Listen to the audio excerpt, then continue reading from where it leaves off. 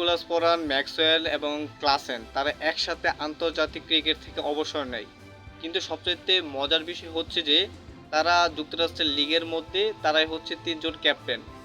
সেখানে মুম্বাই লিগস এবং অসংখ্য লিগ অর্থাৎ ৬টা টিম নিয়ে যুক্তরাষ্ট্রের মধ্যে লিগ অনুষ্ঠিত হতে যাচ্ছে।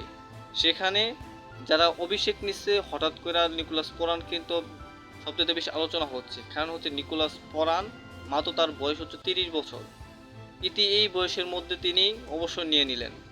আপনি যদি নিকোলাস পোরানের দিকে তাকান তাহলে দেখবেন সে একটা ওয়েস্ট ইন্ডিজের প্লেয়ার।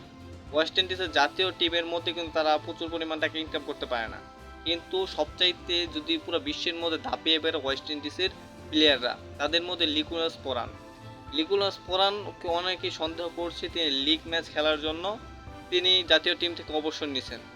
অন্যদিকে যদি আপনি দক্ষিণ আফ্রিকার হ্যান্ডি ক্লাসেনের দিকে তাকান তাহলে দেখবেন তার বয়সে কিন্তু বেশি নয়, তিনিও কিন্তু জাতীয় টিম থেকে অবসর নিয়ে দেশের বিভিন্ন বা বিশ্বের বিভিন্ন লিগের মধ্যে তিনি খেলছেন। সে ততরূপভাবে তিনি যুক্তরাষ্ট্রের লিগের মধ্যে ক্যাপ্টেন হয়ে গেলেন টিমের হয়ে। এবং ম্যাক্সওয়েলের কথা না বললেই নয়, ম্যাক্সওয়েলের কিন্তু একই পথে হাঁটলেন। ম্যাক্সওয়েলের কিন্তু যুক্তরাষ্ট্রের লিগের মধ্যে তিনি ক্যাপ্টেন হিসেবে আখ্যায়িত হলেন।